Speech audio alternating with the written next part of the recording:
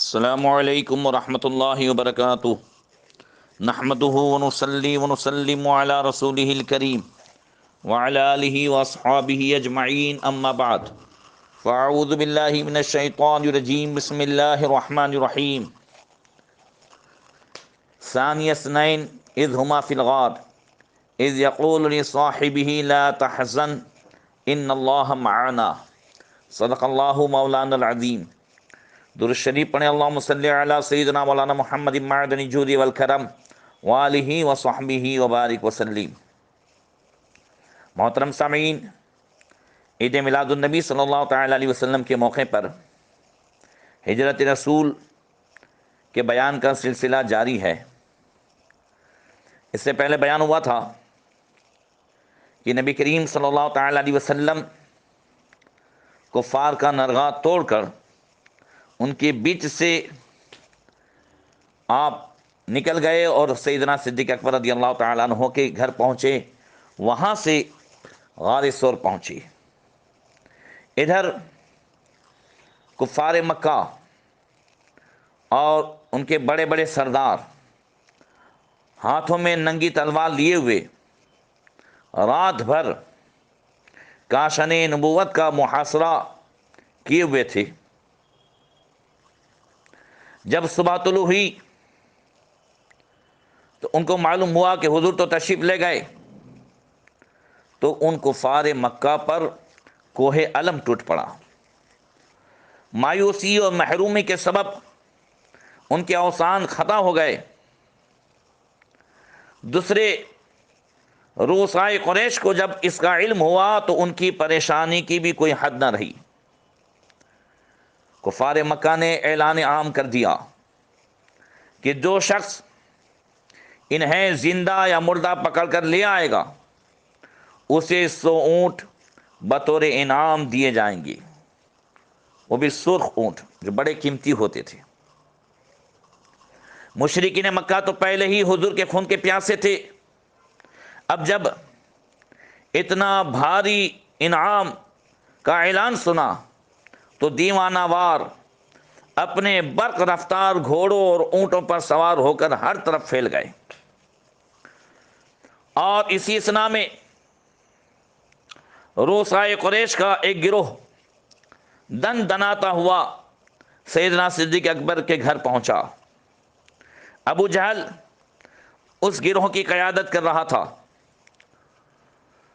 جب وہاں پہنچے تو دروازہ بند پایا، بڑے زور سے اسے کھٹکھٹایا۔ حضرت سیدتنا اسماء، حضرت عائشہ صدیقہ رضی اللہ تعالی عنہ کی بہن باہر تشریف لائیں، حضرت ابوبکر صدیق کی صاحبزادی۔ کفار مکہ نے ان سے پوچھا، اے ابو بکر کی بیٹی تیرا باپ کہاں ہے؟ حضرت اسماء نے جواب دیا، مجھے کیا خبر وہ کہاں ہے۔ ابو جہل غصے سے بے قابو ہو گیا اور بڑے زور سے تماچا آپ کے چہرے پر رسید کیا، جس سے آپ کے رخسار سرخ ہو گئے اور ان کے کان کا زیور ٹوٹ کر نیچے گر پڑا۔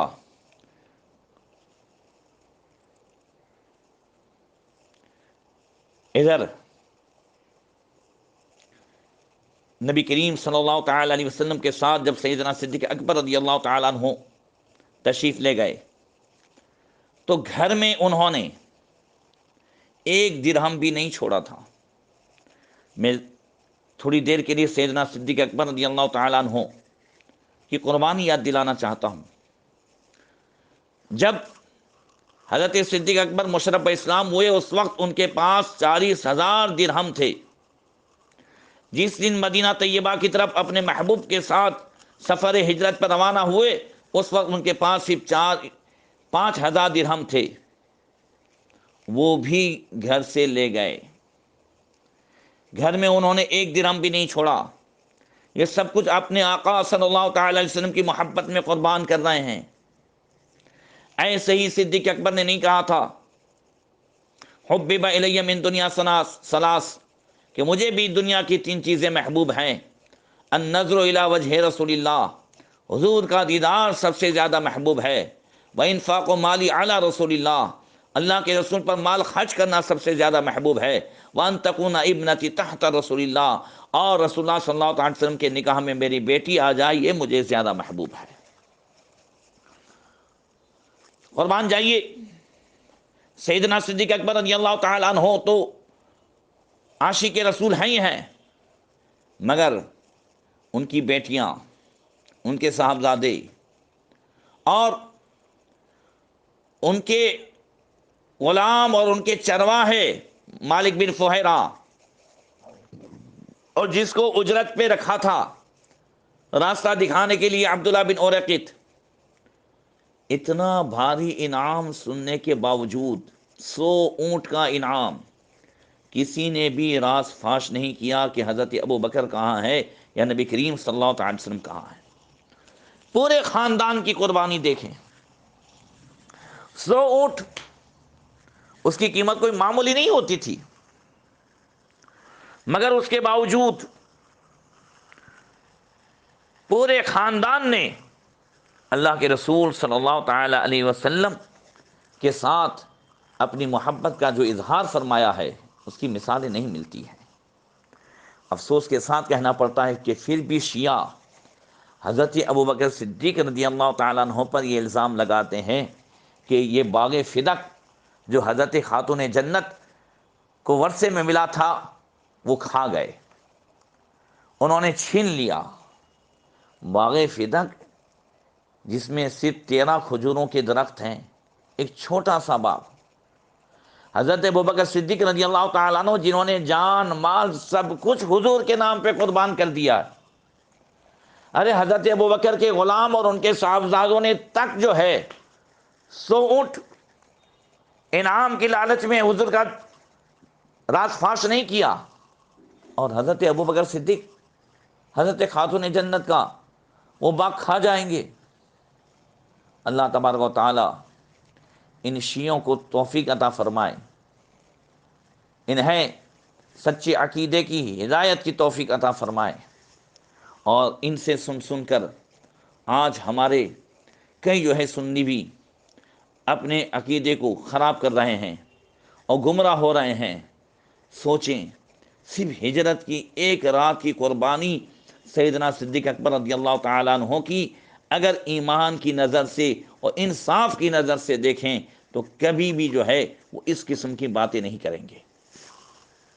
بہرکیف 3 دن غار میں قیام رہا، اور حضرت عبداللہ بن ابی بکر رضی اللہ تعالیٰ عنہما دن بھر مکے میں رہتے، قریش کے آپس کے مشوروں اور پروگراموں کے بارے میں معلومات حاصل کرتے، شام کے بعد غار میں حاضر خدمت ہو کر مکہ اور مکہ والوں کے حالات حضرت ابوبکر اور حضور تک پہنچاتے۔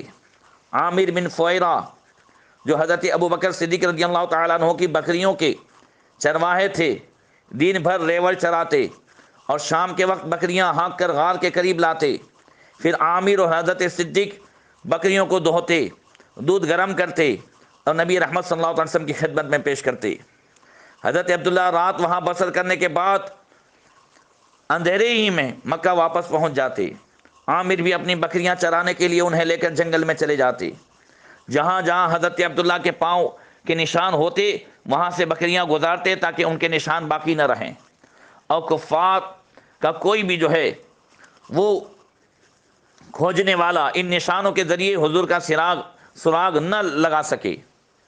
3 دن گزرنے کے بعد کفار کی دوڑ دھوپ برائے نام رہ گئی۔ ان 3 دنوں میں انہوں نے اس سارے علاقے کی خاک چھان ماری، کوئی راستہ، کوئی جنگل اور کوئی غار ایسی نہ چھوڑی جس کو اچھی طرح انہوں نے کھنگال نہ لیا ہو۔ جب ہر طرح سے تھک گئے تو مسلسل مایوسیوں نے ان کے دلوں کو ٹھنڈا کر دیا۔ تیسرے دن وعدے کے مطابق عبداللہ بن اورقط جو رہبری کے لیے یعنی راستہ دکھانے کے لیے مقرر کیے گئے تھے، اوٹنیاں لے کر وہ پہنچ گیا۔ حضرت اسما بھی کھانا پکا کر لے آئیں، مگر توشادان باندھنے کے لیے کوئی ڈوری ساتھ لانا بھول گئی۔ جب توشادان کو اونٹ کے کجاوے کے ساتھ باندھنے لگیں تو رسی نہیں تھی، اس وقت آپ نے اپنا کمر بند کھولا، پھاڑ کر اسے دو حصوں میں تقسیم کیا، ایک حصے کو اپنا کمر بند بنایا اور دوسرے حصے سے توشادان کو باندھا۔ اسی وجہ سے حضرت اسماء ذات النطاقین یعنی دو کمر بند والی جو ہے اس لقب سے مشہور ہو گئی۔ نبی کریم صلی اللہ تعالی علیہ وسلم حضرت سیدنا ابوبکر صدیق رضی اللہ تعالیٰ عنہ جب یہ حضرات غار سے باہر نکلے، اس مقرر جگہ پر پہنچے جہاں عبداللہ بن اورقیط دو اونٹنی لے کر پہلے سے کھڑے تھے۔ حضرت ابوبکر صدیق رضی اللہ تعالیٰ عنہ نے حضور کی خدمت میں عرض کی، ارکب فداک ابی و امی یا رسول اللہ، میرے ماں باپ حضور پر قربان ہو، حضور سواری پر سوار ہو جائیے۔ نبی کریم صلی اللہ علیہ وسلم نے ارشاد فرمایا، انی لا ارکب بعیرا لیس لی، یعنی میں اس اونٹ پر سوار نہیں ہوں گا جو میرا نہ ہو۔ سیدنا صدیق اکبر نے عرض کی، یا رسول اللہ ہی لک بی انت و امی، میرے ماں باپ آپ پر قربان، یا رسول اللہ یہ آپ ہی کا ہے۔ حضور نے فرمایا، پہلے بتاؤ تم نے اس کی کتنی قیمت ادا کی ہے؟ آپ نے عرض کی، میں نے اس کے اتنے درہم ادا کیے۔ سرکار نے فرمایا، اس کی قیمت کے بدلے یہ اونٹنی خریدتا ہوں۔ چنانچہ حضور اپنی اونٹنی پر سوار ہوئے اور سیدنا صدیق اکبر دوسری اونٹنی پر۔ ادھر عبداللہ بن اورقیط جو مدینے کے دو مشہور راستے سے اور جہاں مکہ والوں کی آمد و رفت ہوتی تھی، وہ آتے جاتے رہتے تھے، ان دونوں مشہور راستے کو چھوڑ کر ایسا راستہ جو مشہور نہیں تھا اور سمندر کے کنارے سے نکلتا تھا، پہاڑوں کی گھاٹیوں سے ہوتے ہوئے، وہ دشوار گزار راستہ عبداللہ بن اورقیط نے اختیار کیا۔ نبی کریم صلی اللہ تعالی علیہ وسلم اور سیدنا صدیق اکبر رضی اللہ تعالیٰ عنہ اب مدینے کی طرف رواں دوا ہیں۔ کئی گھاٹیاں آئیں، کئی جگہ سے ہوتے ہوتے جب مقام قدیت جو مکہ و مدینہ کے درمیان ایک جگہ ہے جہاں پانی کا ایک چشمہ ہے، وہاں پہنچے، وہاں ایک پہاڑی پر قیام کیا اور وہاں سے اترے۔ دوپہر کا وقت تھا۔ اللہ کے رسول صلی اللہ تعالی علیہ وسلم اور سیدنا صدیق اکبر رضی اللہ تعالیٰ عنہ دونوں نے دیکھا کہ ایک خیمہ ہے، خیمے کے باہر ایک باوقار خاتون بیٹھی ہوئی تھی۔ اس کا تعلق بنو خزاعہ کے قبیلے سے تھا۔ اس خاتون کا نام عاتقہ بنت خلف اور اس کی کنیت ام معبد تھی۔ سیدنا صدیق اکبر رضی اللہ تعالیٰ عنہ نے اس سے دریافت کیا، کیا تمہارے پاس کچھ کھجوریں یا گوشت وغیرہ ہے کہ جسے ہم خرید سکیں؟ اس نے کہا، ام معبد نے، لو کان عندنا شیء ما عاودکم القراء، اگر ہمارے پاس کوئی چیز ہوتی تو ہم تمہاری میزبانی کرنے میں کوئی کمی نہ کرتے۔ یہ وہ زمانہ تھا کہ جب ہر طرف قحط سالی پھیلی ہوئی تھی، کوئی چیز مل نہیں رہی تھی۔ نبی کریم صلی اللہ تعالی علیہ وسلم نے ام معبد کے خیمے میں یہ ملاحظہ فرمایا کہ اس کے خیمے کے ایک کونے میں ایک بکری کھڑی ہے۔ حضور نے پوچھا، اے ام معبد، یہ بکری کیسی ہے؟ اس نے عرض کی، یہ وہ بکری ہے جو کمزوری کی وجہ سے دوسرے ریوڑ کے ساتھ چرنے کے لیے نہیں جا سکی اور یہیں کھڑی رہ گئی ہے، یہ دبلی پتلی ہے۔ حضور نے پوچھا، کیا اس کی کھیری میں کچھ دودھ ہے؟ اس نے عرض کی، یہ بڑی دبلی ہے، اس میں دودھ کہاں؟ نبی کریم صلی اللہ علیہ وسلم نے فرمایا، اگر تم مجھے اس بات کی اجازت دیتی ہو کہ میں اس کو دوہ لوں، تو اس نے کہا، اگر اس میں کوئی دودھ ہے تو بڑی خوشی سے دوہ لیجیے۔ رسول اکرم صلی اللہ تعالی علیہ وسلم نے اللہ کا نام لے کر اس پر اپنا وہ دستے کرم پھیرا، وہ دستے شفا، دستے شفاعت، دستے کرم جب نبی کریم صلی اللہ تعالی وسلم نے اس پر رکھا۔